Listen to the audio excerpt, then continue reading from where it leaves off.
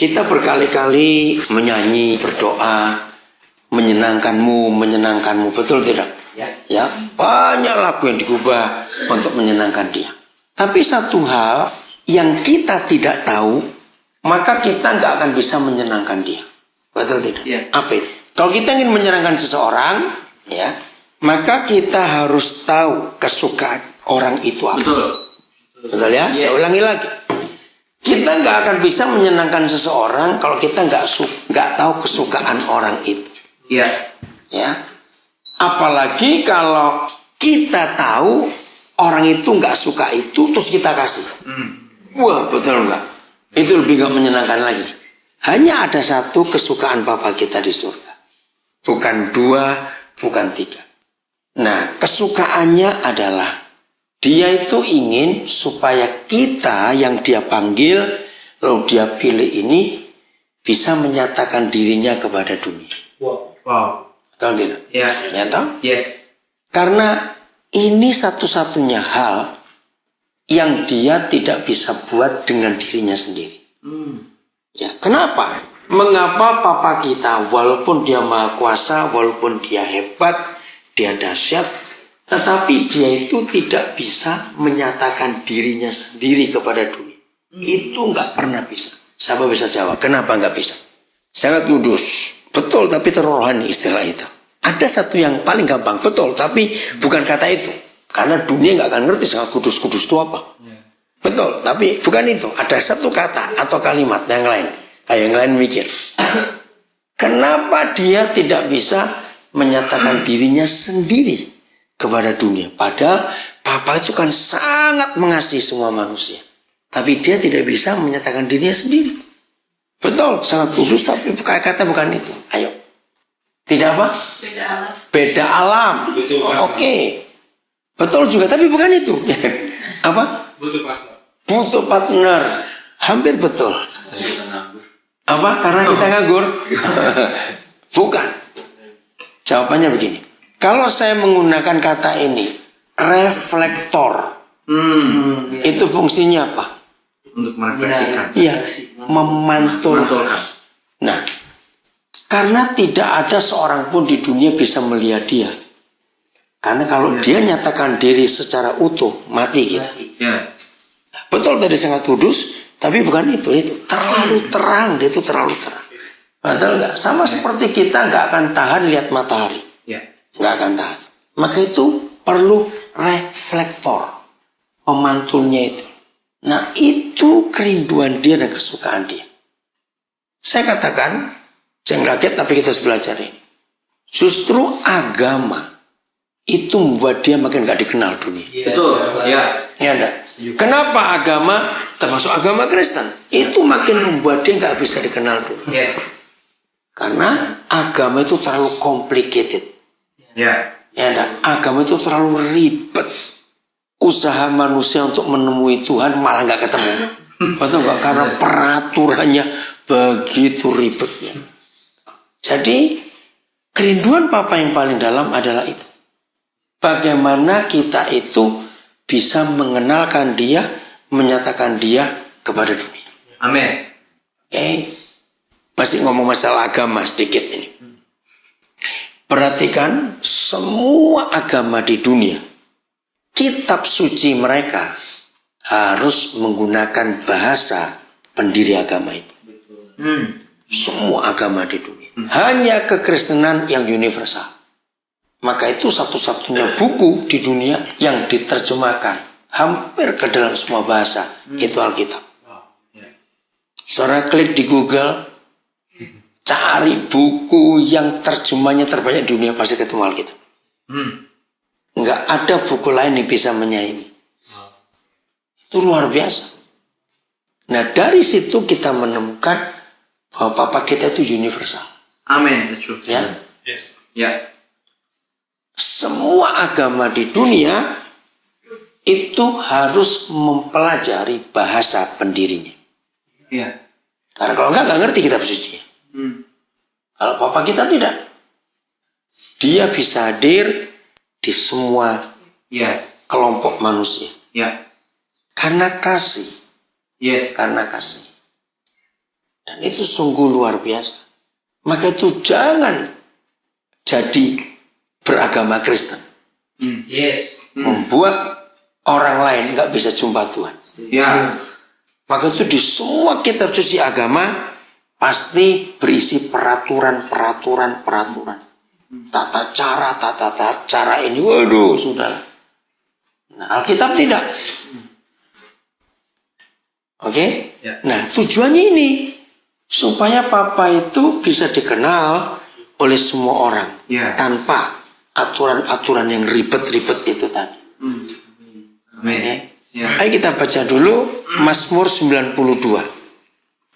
Dari ayat ini nanti kita akan tahu dampak yang sesungguhnya dari hidup kita itu apa kepada dunia ini. Mazmur 92, saya akan baca mulai ayat yang ke-13. Orang benar. Nah, sebetulnya Tuhan tidak pernah menyebut kita orang Kristen. Kenapa? Karena kata Kristen kan muncul dari mulut orang Romawi. Ya. Dan itu pun cuma satu kali disebut. Satu kali, nggak pernah dua. Tapi justru satu kali itu kenapa agama ulang-ulang? Kita Kristen. Itu aja sudah salah. Jadi menyebut diri Kristen itu sudah salah. Yes. Karena Tuhan Yesus nggak mau disebut kita ini orang Kristen. Itu dari mulut orang Romawi. Ya. Ya toh? Nah, yang Tuhan inginkan adalah ini, kita ini orang benar. Yes. Amin. Ya, orang yang dibenarkan. Yes. Oke? Nah, apa yang terjadi dengan orang benar? Dikatakan orang benar akan bertunas seperti pohon kurma. Ini luar biasa. Satu-satunya pohon yang bisa tumbuh di padang pasir itu cuma kurma. Beringin yang sehebat itu, Ya. nggak bisa tumbuh di padang pasir. Ya. Hanya kurma. Di padang tandus itu kaktus, beda.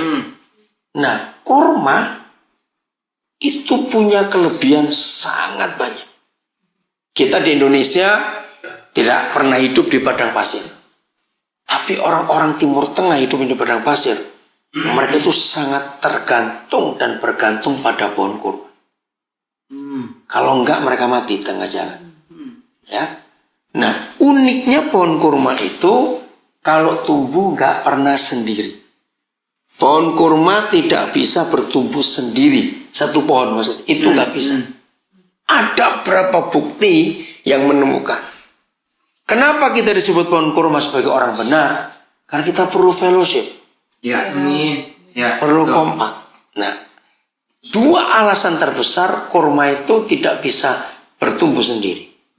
Ya, akarnya nggak akan kuat kalau dia sendiri. Betul. Makin banyak pohon kurma itu, mereka tuh makin kuat, makin kompak. Ya. Ya, bayangkan berapa meter itu pasir semua.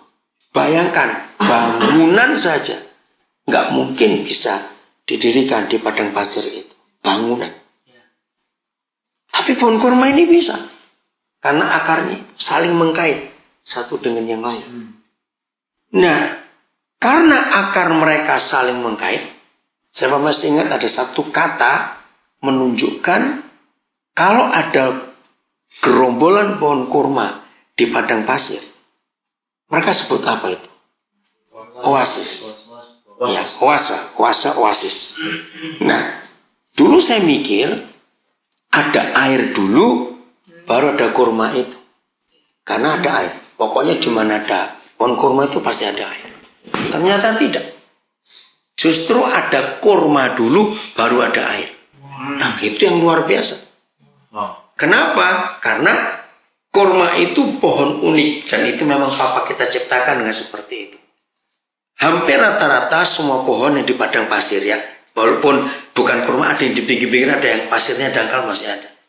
Mereka itu punya ciri khas. Akarnya akan tumbuh dulu ke dalam sebelum pohonnya ke atas. Kenapa?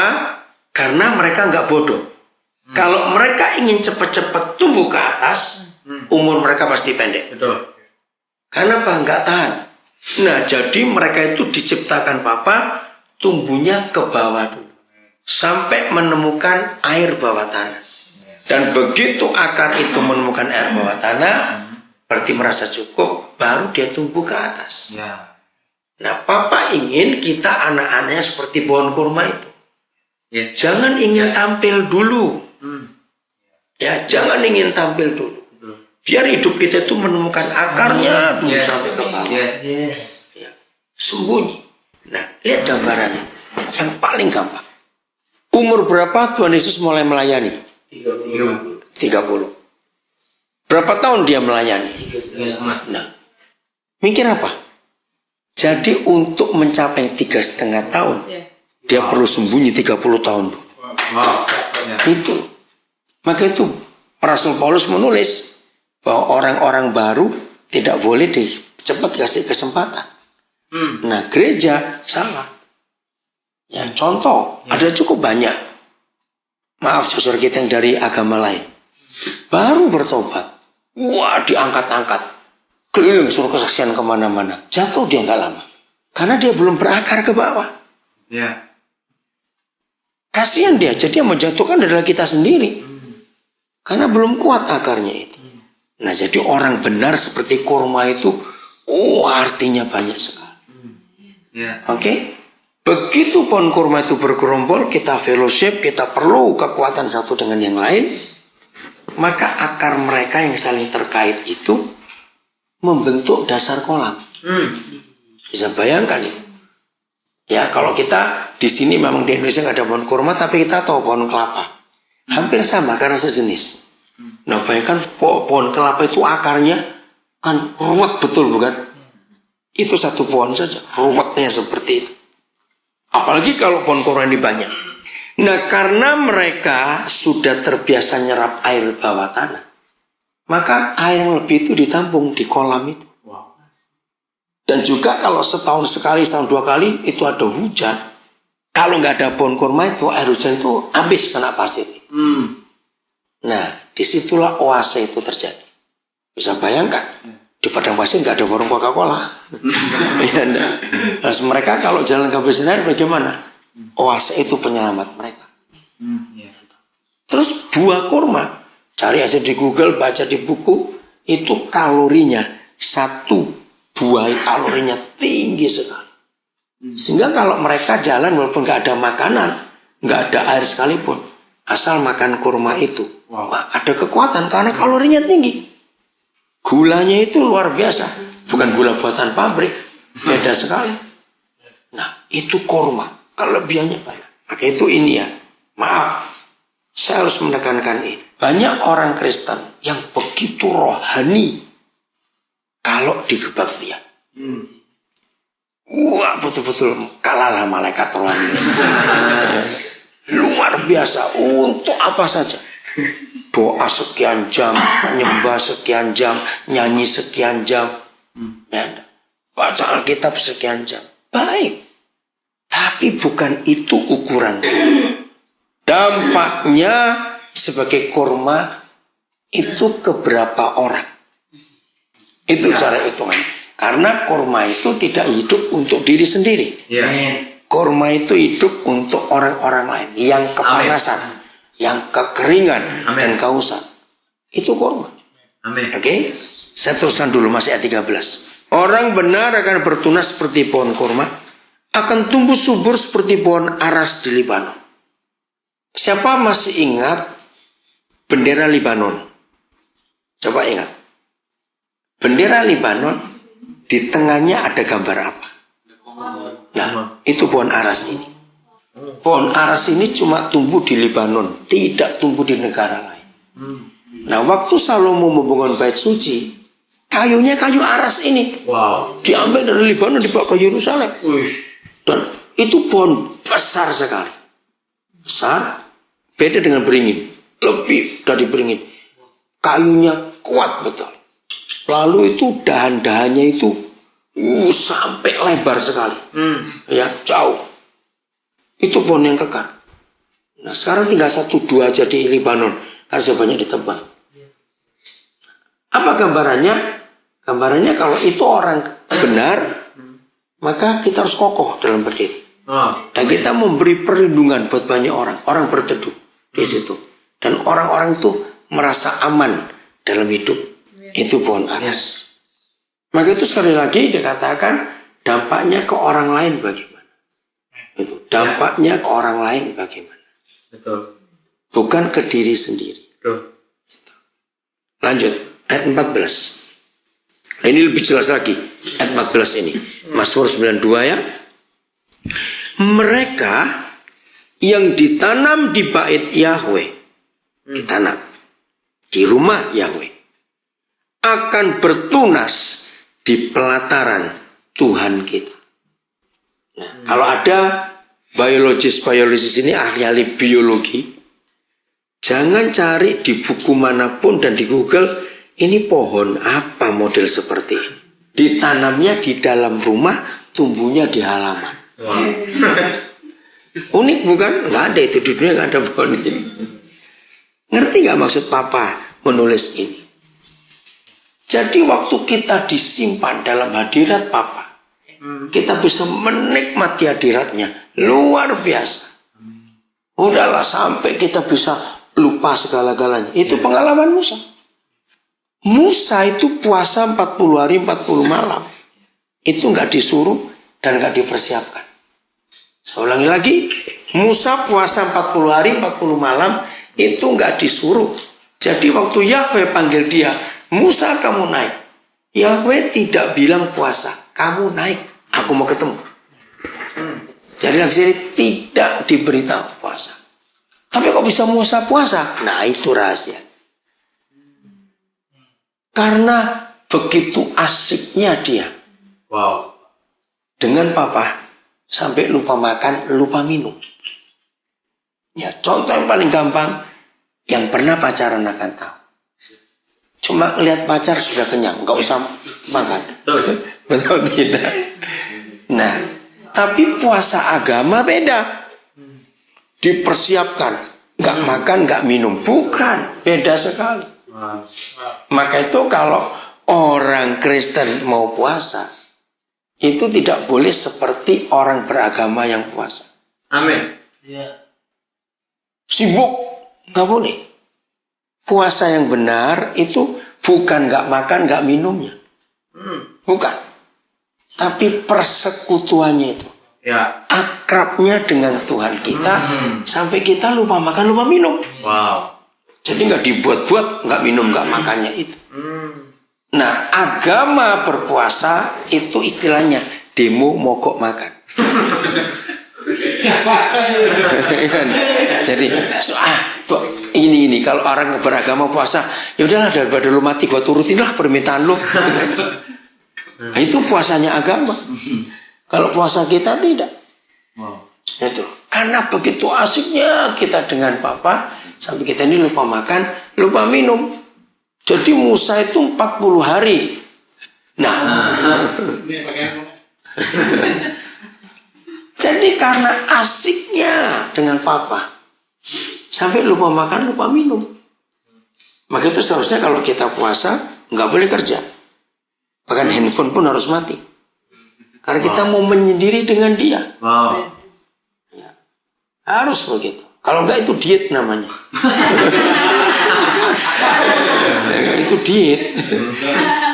Jadi pertanyaan, kalau kita puasa bukan begini, kamu berapa hari puasa? Berapa jam? Bukan. Kalau kita puasa pertanyaannya, Tuhan bicara apa? Wow. Ya. Karena waktu Musa puasa, dia terima sesuatu. Benar. Yang paling hebat 10 hukum yang luar biasa itu. Jadi itu konsep yang kita harus pakai. Keintiman kita, keakraban kita. Intimacy. Sampai kita lupa makan, lupa minum. Biasanya dari gereja sampai hari ini masih banyak yang salah. Misalnya gini, gembala ngumumkan, saudara-saudara, Rabu depan kita puasa. Jam 4 kita buka. Biasanya itu yang gak ngerti. Selasa malam makan kenyang sudah. Karena Rebunya puasa. Oke. Justru salah. Secara medis salah. Malah besoknya laparnya lebih banyak. Karena kerjanya keras itu. Oke. Dan gitu jam 12 ini. Aduh ini Sabar ya 4 jam lagi. Sabar 4 jam lagi. Jam 2. Puji Tuhan, kurang 2 jam. Oh Tuhan. Jadi nggak sibuk dengan Tuhan, cuma sibuk ngeliatin jam saja. Kurang 2 jam nih, kurang 2 jam. Wih, jam 3. Puji Tuhan, 1 jam lagi Tuhan. Saya itu ngaco sekali pelajaran seperti itu. Jam 3.30. Haleluya, 30 menit lagi. Kapan jumpa Tuhan? Ya, nah kita nggak dengar apa-apa. Haleluya, 5 menit lagi. Begitu teng jam 4. Tuhan terima kasih aku ayo makan apa sekarang itu. Nah, kalau model puasa begitu kan itu artinya cuma mindahkan jam makan. Ya enggak, absen pagi siang double sore sama saja. Maaf. Itu agamawi saudara. Papa nggak mau kita seperti itu. Amin. Lagi sekali buat dia bukan soal nggak makan nggak minumnya, keakraban kita, keintiman kita dengan dia. Bukan berapa harinya. Ya, maka itu banyak orang Kristen yang beragama. Kalau ketemu tanya, kamu bisa berapa jam berdoa? Aduh baru 3 jam. Wah kalah aku 4 jam. Hari ketemu yang satu, wih aku telepon kamu berapa kali? Kok doa terus? Berapa jam kamu doa? 6, kalah aku 7. Terus tanya lagi, biasanya kalau kamu puasa sebulan berapa kali? Wah aku 4 kali. Wah kalah aku 7 kali sebulan. 7 hari berpuasa. Terus kan jadi sombong-sombongan. Itu agamawi. Maka itu dalam kehidupan kita saudara, yang ditekankan adalah bagaimana hidup kita berdampak ke orang lain. Amin. Reflektor, alat pemantul. Ya, ini kan kita dari awal tadi, kita tidak akan bisa menyenangkan seseorang kalau kita nggak tahu kesukaan orang itu apa. Betul. Nah sekarang kita tahu ini kesukaan Papa kita. Kenalkan dia ke dunia. Ya. Karena dia nggak bisa mengenakan dirinya kepada dunia. Betul. Mati itu orang-orang. Wow. Jadi kita reflektornya. Bagaimana dunia bisa lihat dia lewat kita. Amin. Gitu. Oke. Jadi ditanamnya di bait Yahweh, tapi munculnya di pelataran. Wow. Tahun 81 saya ikut, itu pertama kali ada, sekarang nggak ada lagi, coba sekarang. Ya, simposium arsitek gereja yang benar itu diadakan di Bandung. Jadi beberapa insinyur Kristen yang sipil arsitek, waktu itu belum ada istilah interior desain, itu belum ada istilah tahun 80-an itu. Kami kumpul di Bandung, berapa pendeta termasuk saya. Nah saya kaget pembahasannya itu. Saya lupa siapa-siapa aja pembicaranya, salah satunya Pak Insinyur Herlianto. Dikatakan bahwa gereja yang di Eropa itu kenapa tinggi-tinggi, pintunya sempit, jendelanya sempit? Karena dingin. Kalau jendela besar-besar, nanti waktu pemanasannya perlu energi banyak. Nah, jadi itu dibawa ke Indonesia, salah, ini panas. Tapi itu terjadi di bawah. Wah, pokoknya terjadi banyak perdebatan dan saya kagum. Ternyata yang benar itu masjid. Kaget. Wow. Karena masjid kalau kita lihat cenderung terbuka. Itulah gereja sudah pintunya sempit karena gaya Eropa, dikasih apa itu? Nama sketsel di luar tuh. Tahu nggak? Kalau biasa begitu masuk kan ada penghalang lagi. Ya biasanya tempat pengumuman itu loh. Ya, nah akhirnya orang yang di luar tuh nggak pernah tahu kita itu ngapain di dalam. Karena sudah jendela kecil-kecil tinggi lagi. Untuk orang ngintip aja nggak bisa. Masjid terbuka, siapa aja boleh masuk. Kalau saudara belum pernah ke Eropa, akan sulit membayangkan. Tapi saya mau cerita. Kalau siapa yang sering lihat gambar tradisional yang Tuhan Yesus ngetok pintu, sering nggak? Nah itu kayak Eropa, ya. Kenapa diketok? Ya karena khususnya Jerman, Belanda, sebagian besar Eropa lah. Pintu itu nggak pernah ada handle dari depan. Itu hanya dari dalam. Kenapa? Karena orang depan nggak bisa buka. Walaupun nggak dikunci nggak apa-apa. Nah, gereja di Eropa itu dulu kecenderungannya itu terbuka. Kenapa terbuka? Nggak boleh dikunci 24 jam. Supaya orang yang perlu Tuhan bisa datang sewaktu-waktu. Nah, masjid begitu. Dibuka 24 jam. Nah, itu simposium arsitek gereja awal 80-an saya ikut itu. Saya kagum sekali. Jadi harusnya gereja itu cenderungnya terbuka. Jangan tertutup. Untuk bisa orang luar itu melihat apa kegiatan kita. Nah, oke, sekarang kita belajar ini. Jadi kita ini reflektornya Bapa kita. Amin. Sehingga dunia itu bisa melihat dia tanpa penghalang apapun. Yes. Amin. Jadi yang penting sekarang bukan kerohanian kita di dalam gedung gereja atau kebaktian. Betul. Tapi bagaimana kita di luar itu punya dampak ke orang-orang di sekitar kita. Baik itu anak pelajar dengan teman-temannya dan guru-gurunya, yang mahasiswa dengan rekan-rekannya, yang orang kantoran, orang yang kerja di jalan, sales atau apa, bagaimana dampaknya. Itu yang harus diperhitungkan. Ya. Karena memang Papa rindu seperti itu dalam hidup kita. Yes. Sehingga mereka nggak takut untuk jumpa Tuhan lewat kita. Ya. Karena kita ini wakilnya. Betul. Ayat 15-16 saya belum selesai. Mazmur 92 ya, penting. Pada masa tua pun mereka masih berbuah. Amin. Menjadi gemuk dan segar. Cewek-cewek nggak boleh takut gemuk, ada ayatnya. Sampai tua pun masih segar. Ayo baca sama-sama ayat 16.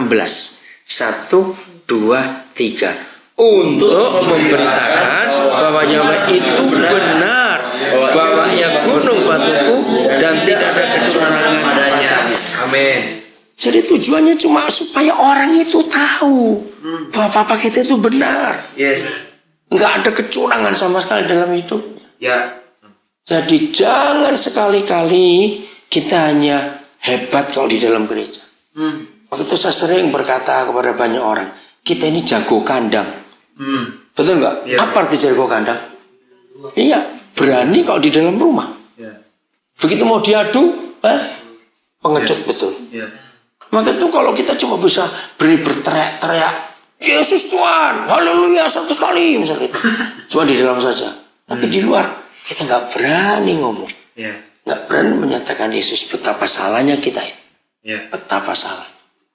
Oke, jadi Papa buat kita jadi pohon kurma, pohon aras, ditanam di dalam, tumbuhnya di luar, sampai masa tua pun tetap berbuah. Wow. Tujuannya untuk memberitakan kepada dunia bahwa Yahweh itu benar. Yes. Ya. Tidak ada di dalam agama, tapi dalam kehidupan sehari-hari. Yohanes pasal 1. Yohanes pasal yang pertama. Ayat 1 saya baca. Pada mulanya adalah siapa? Firman. Pada mulanya, sebelum ada apa-apa itu firman dulu. Firman itu bersama-sama dengan Tuhan. Dan firman itu adalah Tuhan sendiri. Nah, kalau saya mempelajari fisika, ya, maka suara. Sebelum ada apa-apa itu suara dulu di alam. Ada suara. Nah, suara adalah firman. Dan itu bisa dibuktikan. Semuanya itu karena firman, karena suara-suara itu. Sebelum ada pesawat radio, orang tidak pernah percaya kalau di udara ini penuh dengan gelombang suara. Nah, begitu ada radio, bisa nangkap. Nah, kalau saya pakai istilah itu, orang dunia yang belum kenal Papa, istilahnya karena frekuensinya tidak sama atau belum sama. Bagaimana mereka bisa menangkap suara itu? Jawabannya radionya kita ini. Betul. Ya. Ngerti nggak? Ya. Radionya yang kita ini. Yes. Tapi masalahnya radionya sering rusak. Sehingga begitu dengar apa? Lagi sinyal terus. Kenapa? Ini ayat ini luar biasa. Jadi secara fisika pun bisa dibuktikan. Pada mulanya adalah firman, suara itu. Nah, mereka nggak bisa nangkap suara itu. Ya. Tapi kita alatnya bisa nangkap. Oke. Ayat 3, lompat ayat 3. Segala sesuatu dijadikan oleh Dia, yaitu firman tadi. Ya. Dan tanpa firman, tanpa Dia, tidak ada sesuatu pun yang telah jadi dari segala yang telah dijadikan. Ya. Suara. Wow. Semuanya begitu. Wow. Mengapa orang-orang dulu menemukan teori Big Bang? Ya toh? Itu penciptaan alam semesta. Big Bang. Iya. Ini ayatnya sebetulnya. Wow. Ada hantaman suara yang besar sekali. Terjadilah alam semesta. Wow. Padahal betul, segala sesuatu itu karena firman. Kalau nggak ada firman nggak akan jadi. Apa saja. Apa saja. Sekarang makin dibuktikan, baik itu psikologi maupun medis, ya toh? Orang yang ikut terapi kesehatan, terapi medis, atau belajar pengembangan diri, ya, dan sejenisnya itu. Kenapa mereka mengajarkan ulangi kata-kata ini, ulangi kata-kata ini, ulangi kata-kata ini? Betul? Karena kata-kata itu menciptakan sesuatu ke diri kita sendiri. Ya. Semua motivator siapapun kalau ngajar pasti ulangi kata-kata. Kamu bisa, kamu bisa, kamu bisa. Itu contohnya. Ya. Nah, mereka belajar dari ayat ini. Wow. Semua itu karena firman. Yes. Sudah semua karena firman. Salomo menulis hidup dan mati dikuasai lidah. Ya udah. Ya. Jadi kata-kata itu. Jadi ternyata bukan cuma kata-kata papa kita yang bisa menciptakan sesuatu, tapi kata-kata kita juga. Wow. Yes. Amin. Iya, toh bisa. Ya. Orang yang sedang lemah mentalnya, jiwanya, mendengar kata, kok aku ini berapa kali lihat kamu pucat loh. Jangan-jangan kanker kamu. Wah, itu terpengaruh sekali bukan? Ya, nah. Kenapa Dimas? Kata-kata itu mempengaruhi. Kenapa kok Dimas? Ya, semua itu karena firman. Hebat sekali. Saya masih ingat salah satu guru saya. Waktu kami di kelas, ya, kira-kira ada 30 orang lah. Terus dia itu suruh kami nulis berat badan kami masing-masing. Saya bingung, ngapain ini? Tanya berat badan. Enggak, sekarang enggak. Itu cuma cerita saja. Ya, terus dijumlah. Woi, ada sekian ton. Sudah? Selesai. Tiba-tiba dia minta, semuanya berdiri. Ya suruh apa? Duduk. Loh, itu dia ngajarkan satu kebenaran ini. Ya. Dia orang Amerika, namanya Edwin Stubbe. Ternyata kata-kata saya mampu ngangkat berapa ton ini tadi. Wow. Betul tidak? Simpel toh? Kata-kata. Oh iya. Itu kata-kata. Itu penting sekali. Contoh lain lagi. Ya, kalau kata-kata orang itu pun bisa menciptakan sesuatu. Makanya itu saya beri contoh. Kalau satu hari ada seorang diundang ke sebuah pesta yang ramai, meriah. Sudahlah, hiasannya, dekorasinya, lampunya, makanannya, musiknya. Pokoknya itu pesta yang mewah. Di tengah pesta yang mewah itu, tiba-tiba ada orang masuk dengan tergesa-gesa. Cari mana yang punya rumah, mana yang punya pesta. Ada apa? Saya mau ketemu. Orang ini cuma menyampaikan 2 kata. Mama meninggal. Ayo, terjadi apa di pesta? Ayo, terjadi apa? Bisa lanjut? Ya, nah, walaupun pemilik pesta bilang lanjutkan, saya akan ngurus rumah sakit kemana? Kan nggak sampai hati yang pesta. Ramai sendirian, kurang ajar betul. Ya, nah, kata-kata orang pun bisa menciptakan sesuatu. Jadi ini firman ini bisa dipakai dengan ilmu apa saja. Nah, itu luar biasa. Firman, semuanya dari apa yang kita katakan. Oke. Terus ayat yang ke-14. Firman itu telah menjadi siapa? Manusia. Dan diam di antara kita manusia. Yes. Dan kita telah melihat kemuliaannya, yaitu kemuliaan telah diberikan kepadanya. Saya nggak usah baca. Kalimat pertama ini, Firman itu telah menjadi manusia dan diam di antara kita. Jadi artinya bagaimana? Firman hidup. Kita jadi firman itu. Wow. Firman itu hidup. Yeah. Saudara yang kita kagum, penulis Injil yang sama yaitu Injil Yohanes. Dia nulis surat setelah sekian tahun Yesus Tuhan naik ke surga.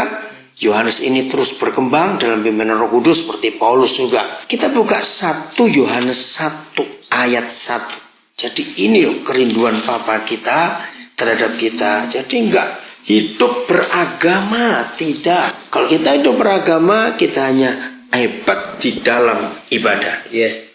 Tapi tidak di luar. Jangan jago kandang. 1 Yohanes 1 ayat 1. Ya. Apa yang telah ada sejak semula, 1 yang telah kami dengar, 2 yang telah kami lihat dengan mata kami, 3 yang telah kami saksikan, yang keempat ini dahsyat, dan yang telah kami raba dengan tangan kami tentang siapa? Firman hidup. Firman hidup. Yesus Tuhan kita itu. Wow. Itulah yang kami tuliskan kepada kamu. Jadi saudara, kalau firman itu telah menjadi manusia, memang yang pertama adalah Tuhan Yesus. Tapi setelah itu kita yang meneruskan. Yes. Ya, kita harus menjadi firman kemanapun kita pergi. Nah, dalam istilah Paulus dalam surat Korintus dia berkata, kita ini surat yang terbuka. Wow. Yeah. Nah, kalau bahasa pos, surat terbuka itu kartu pos. Maka itu nggak mungkin ada pacar kirim surat ke pacarnya pakai kartu pos. Nggak mungkin. Nanti tukang posnya senyum-senyum sendiri baca itu. Oke. Nah, artinya kalau kita ini Kristen kartu pos, ya, jadi orang itu bisa lihat firman dalam hidup kita. Amin. Bukan dari dahi, pipi, semua tulis firman, jangan. Yeah. Bukan itu. Tapi semua firman itu telah jadi manusia dan diam di antara kita. Jadi dia sekalipun saudara di antara orang-orang Kristen, di antara orang bukan Kristen, mereka akan melihat firman dalam hidup kita. Nah, itulah reflektor. Yeah. Juga bukan tiap kali ngomong pakai ayat, tiap kali ngomong pakai ayat. Enak juga itu yang dengar. Betul, bukan begitu. Tapi firman itu nyata. Yeah. Lihat ya, ada 4 hal itu. Kami dengar, kami saksikan, kami lihat, kami raba dengan tangan. Itu luar biasa. Jadi sangat real, sangat nyata. Tanpa peraturan agamawi. Semua orang bisa melihat itu. Nah, itu pertanyaannya. Sekian tahun kita hebat di dalam kebaktian. Jangan cuma berkata, wih, waktu aku ke gereja itu, doanya bisa lama, sekali kok enak betul. Aku ke situ, wih, pujiannya, penyembahnya, lama gitu. Bukan itu. Yeah. Itu bagus. Tapi tetap dampak keluarnya ini bagaimana? Betul. Yes. Dampak keluarnya itu bagaimana? Karena ukuran yang Papa ukur atas kita bukan berapa jam kita betah di dalam. Bukan itu. Tapi dari hidup ini berdampak nggak buat orang-orang di luar? Betul. Karena reflektor, Papa rindu itu. Yes. Paulus pernah menulis kitab Efesus.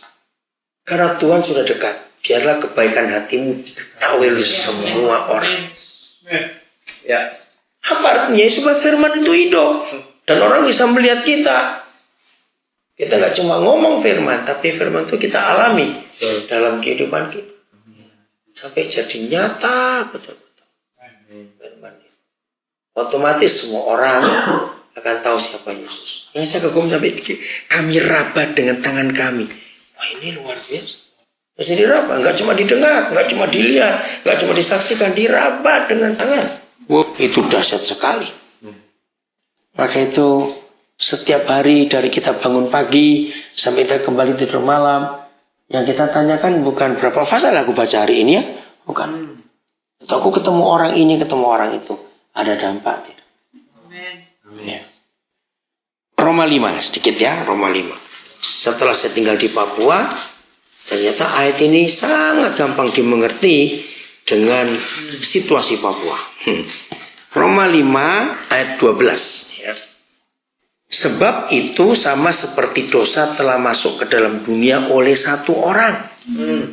Dan oleh dosa itu juga maut, kematian. Ya. Demikianlah maut itu telah menjalar. Apa kata lain menjalar? Menyebar. Bukan, menular, menyebar ya. Kepada berapa orang? Semua orang. Karena semua orang telah berbuat dosa. Saya lompat langsung ayat 15. 15. Tetapi grasi, saya lebih mudah menggunakan kata karunia Tuhan itu grasi. Tahu kata grasi? Apa? Presiden memberi pengampunan. Ya, tadi saya dapat SMS tentang Bali 9. Gerasi mereka ditolak lagi. Ngeri. Padahal Andrew Chan itu tadi malam saya baru ngomong dengan dia. Artinya waktu saya baca ini harusnya nggak sampai hati mau telepon bagaimana. Jadi gerasi ditolak karena kejahatannya. Kan bawa heroin sampai 8 kilo. Enggak tahu nih. Ya, saya masih mikir mau telepon bagaimana. Oke, nah. Kata grasi lebih baik saya pakai kata itu ayat 15 ya. Tetapi grasi Tuhan tidaklah sama dengan pelanggaran Adam. Sebab jika karena pelanggaran satu orang, semua orang telah jatuh di dalam kuasa maut.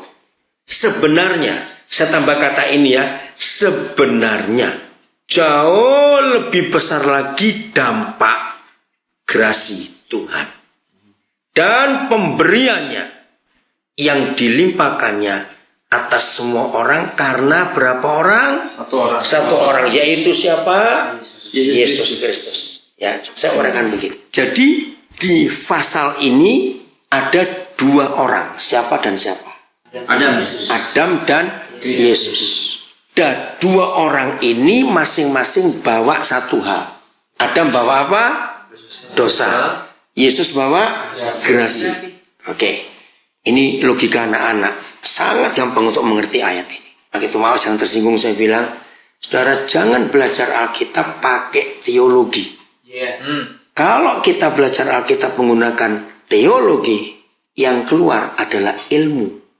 Karena teologi itu sejajar persis dengan biologi, psikologi, geologi, antropologi, sosiologi.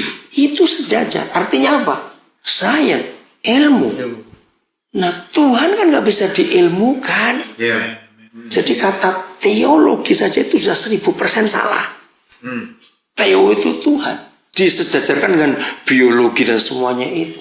Rusak.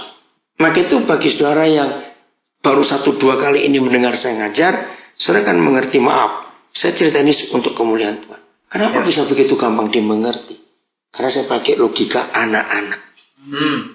Karena memang kita kan anak, dia kan papa. Ya. Maka itu firman jadi gampang dimengerti. Nah sekarang saya keluarkan 2 orang, Adam dan Kristus, dan masing-masing membawa satu. Yang Adam bawa dosa, Kristus bawa anugerah atau grasi. Cara ngitungnya gini. Antara Adam dengan Kristus, siapa lebih hebat? Gak usah ragu-ragu. Jelas Tuhan Yesus dong. Masa ragu gitu, ragu-ragu terlalu betul. Oke? Jelas Tuhan Yesus lebih hebat. Jadi seharusnya dampak dari 2 orang ini siapa lebih besar?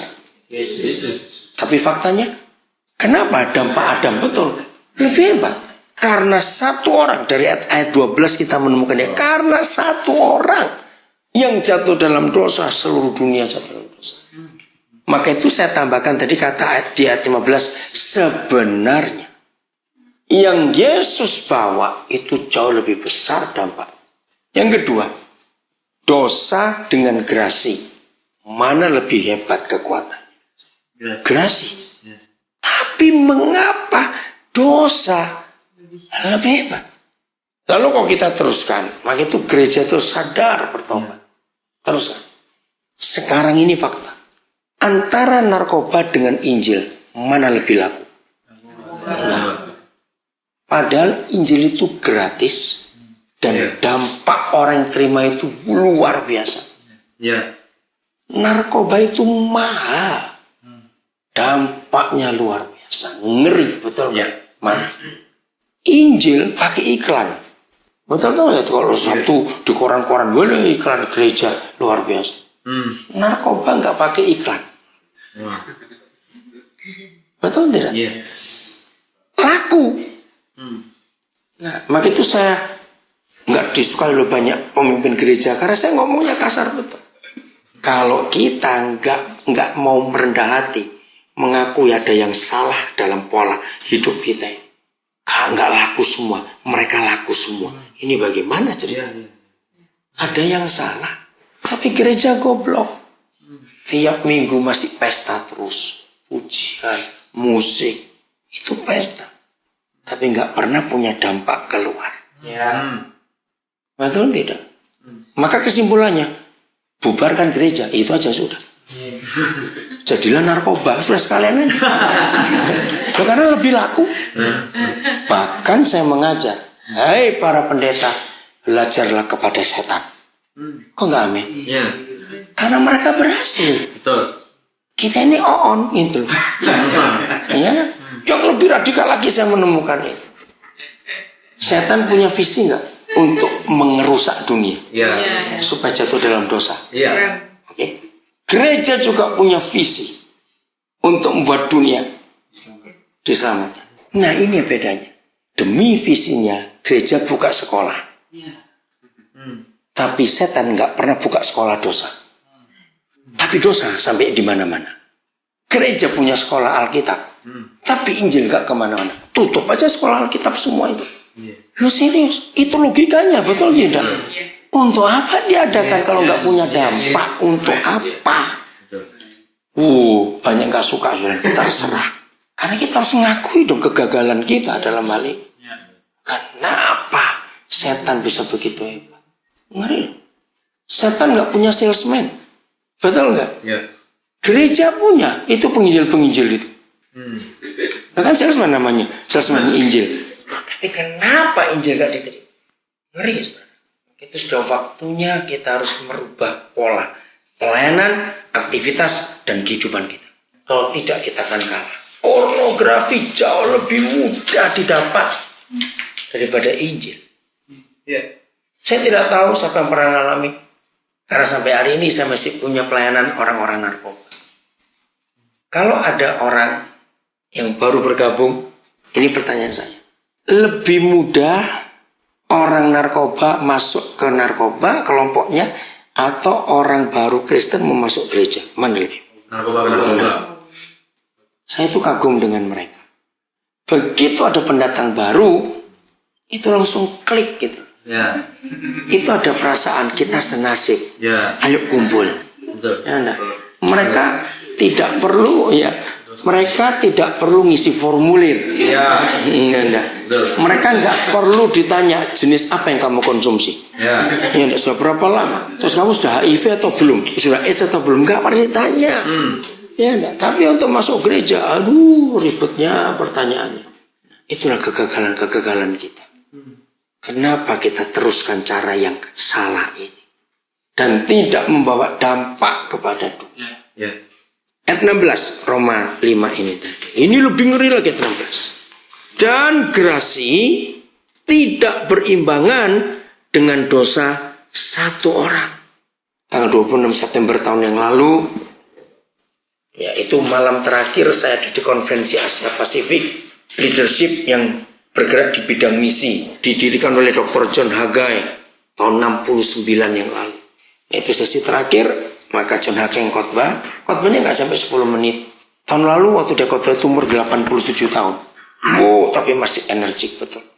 Salah satu kalimat yang membuat kami semuanya tertemplak seperti ditempeleng, kami menangis. Kalimat ini. Tanggal 31 Agustus 97, Putri Diana meninggal karena kecelakaan di Paris. Waktu itu belum ada internet sehebat ini, tahun 97. 4 menit kemudian, seluruh dunia dengar dia meninggal.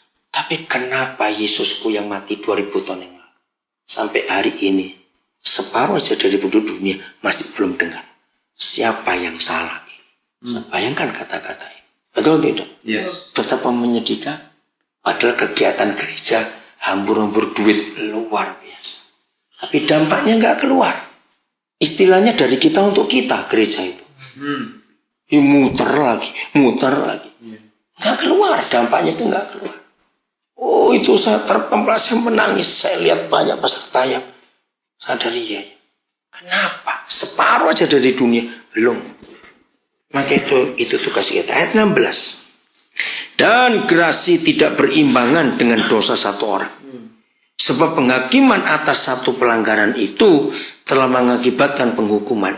Tetapi penganugerahan, gerasi, pemberian gerasi atas banyak pelanggaran itu mengakibatkan pembenaran. Harusnya begitu, tapi faktanya enggak. Berarti kita yang salah. Ayat terakhir 17. Sebab jika oleh dosa satu orang. Jadi ini Paulus meyakinkan betul. Sebab jika oleh dosa satu orang, maut telah berkuasa oleh satu orang itu. Jadi kalau saya pakai kata sehari-hari, bayangkan. Hanya karena satu orang, dosa itu membumi. Akhirnya kematian juga membumi. Hanya karena satu orang. Maka seharusnya, saya tambah kata ini. Apa? Kita bacakan. Maka seharusnya lebih benar lagi mereka atau kita ya yang telah menerima apa? Kelimpahan gerasi dan anugerah kebenaran. Kita ini seharusnya kita ini loh yang menerima itu, karena Yesus lebih besar dari Adam, gerasi lebih besar daripada dosa. Seharusnya ya kita yang telah menerima kelimpahan semuanya itu akan apa? Hidup dan berkuasa oleh karena satu orang, yaitu Yesus. Kan seharusnya begitu. Tapi faktanya nggak ada dampak dalam hidup. Nah, waktu saya di Papua, setelah 2-3 kali kena malaria, aduh, saya terus ngomong gini, kalau saya ada di zaman Nuh, waktu buat Bahtera, saya akan larang dia bawa nyamuk 2 kali gitu. Ngerti itu ya? Aduh, saudara, kena malaria itu ampun, sudah ampun. Nah, gara-gara tinggal di Papua, pasal 5 kita permain hidup. Hidupnya begini. Ternyata kita ini kalah dengan nyamuk. Oh enggak, amin. Amin. Satu, ya ada 4 hal. 1. Umur nyamuk itu maksimal berapa? Maksudnya dulu waktu SD kan kita belajar. Ayo, umur nyamuk itu berapa? Berapa hari? 1 hari. Iya, enggak maksimal. Ya, besok kurang dari itu 14 hari. Ya, pendek. Umur kita berapa ribu kalinya umur nyamuk? Ngerti enggak? Ya toh, ada yang sampai 90 tahun masih hidup. Oke. 2. Jangkauan hidup nyamuk dan hidup kita. Kita sekarang ada di Tebet. Percaya nggak nyamuk pasar baru nggak akan terbang sampai ke sini? Kecuali naik angkot. Ngerti nggak ilustrasi itu? Iya. Jadi ruang gerak nyamuk itu sempit. Ayo, yang tinggal di apartemen, orang itu nggak nyamuk mampu sampai berapa lantai? Setelah itu nggak ada nyamuk. Nggak kuat terbang setinggi itu. Oke, jadi itu nomor 2. Nomor 3. Nyamuk itu kalau nempel ke badan orang, paling lama itu berapa? Jangan bilang menit, itu kulit badak itu. Enggak rasa. Iya toh. Masuk gigit nyamuk 5 menit, kamu itu kulit apa itu? Terus istilahnya ya, kalau kita nempel ke orang, istilahnya chatting gitu. Ayam belum berkokok sampai tidur lagi, chatting gak selesai. Nanti istilah itu berapa jam kita ini chatting. Oke? Nah, ini yang saya mau simpulkan. Nyamuk yang di dalam tubuhnya sekecil itu bawa virus, entah malaria, entah demam berdarah, entah kaki gajah, kan itu dibawa nyamuk semua. Ya, nah. Apalagi penyakit yang terakhir itu cikungunya, itu kan dibawa nyamuk juga. Oke. Nah, yang nempel cuma 3 detik kurang lebih. Begitu kita goyang dia terbang. Orang yang badannya jutaan kali daripada badan nyamuk bisa mati, saudara. Loh, betul nggak? Iya. Berapa yang orang mati karena demam berdarah karena malaria? Kita ini nempel ke orang berjam-jam, kok orang itu nggak pengaruh apa-apa. Ngerti cara berpikirnya itu? Yeah. Ini di teologi nggak ada kayak begini. Ini cuma logika anak-anak yang ada ini saja. Iya. Jadi seharusnya kalau semua kita kena virusnya Yesus, Iya. oke, ini pakai medis. Kenapa orang yang sehat nggak ada apa-apa, tetap bisa hepatitis A, B, C, bisa kena AIDS? Karena transfusi darah yang salah. Iya. Nah, jujur, waktu kita makan dan minum tubuh dan darah Yesus, itu kan transfusi. Wow. Iya. Ada virusnya nggak dalam tubuh Yesus? Dalam arti virus Injil loh. Iya. Ada. Ada. Nah, kenapa kita nggak punya pengaruh Injil itu? Kan kalah dengan nyamuk. Betul? Kalah dengan nyamuk kita. Harusnya malu. Ayo mikir mulai hari ini. Mau model apalagi kita hidup sebagai orang Kristen, orang benar. Kalau kita tidak mau kembali kepada kebenaran. Maka seharusnya virus Injil, kalau saya pakai kata ini, yang sudah kita terima sejak hari pertama kita mengaku percaya kepada Tuhan Yesus, harusnya virus itu punya dampak. Amin. Iya. Punya dampak. Iya. Kemana saja kita. Tanggal 13 Maret yang lalu, kami berenam dari Jakarta tiba di Pontianak. Dijemput oleh tim di sana, jadi kami semua bersebelas. Kami nginep di rumah satu keluarga hamba Tuhan. Ternyata PLN padam. Nah, rumah itu kalau nggak ada PLN, nggak ada air untuk mandi. Wah, kami 11 orang. Waktunya mepet, karena sebentar lagi harus kebaktian. Oh, sebentar lagi. Wah, sampai kapan ini? Akhirnya saya usul, oke, lebih baik kita ke hotel. Nah, untuk mandi. Kalau nggak bisa ini. Mau nunggu bagaimana? Ya. Tuhan baik. Akhirnya baik ke hotel. Ya, kami cuma buka satu kamar untuk mandi saja. Ternyata Tuhan menyelamatkan satu orang karyawan hotel itu. Kami masuk, dia ngambil koper kami. Roh Kudus bilang sesuatu namanya Bima. Dia orang Melayu. Saya ngomong tentang kasih Yesus, dia kaget. Jadi belajar dari nyamuk. Baru nempel saja, orang itu sudah kejang-kejang. Karena kena virus tadi itu, ngerti istilahnya. Amin? Iya. Ya. Oke, setelah kita mendengar firman ini, ayo kita betul-betul jadi pelaku. Firman itu sudah jadi manusia. Iya. Dan hari ini firmannya banyak di Tebet. Kita besok mau ke Tanjung Priok, firman diangkut mikrolet nomor berapa, metro nomor berapa, ngerti istilah itu. Ada di busway firman itu, ada di pasar baru, ada di mana saja. Amin. Amin. Itulah kita firman di kampus ini, di kantor itu, semuanya harus punya dampak. Oke, Tuhan berkati kita semuanya. Amin.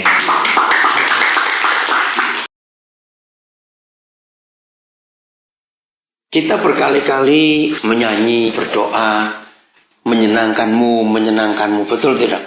Ya, banyak lagu yang diubah untuk menyenangkan dia. Tapi satu hal yang kita tidak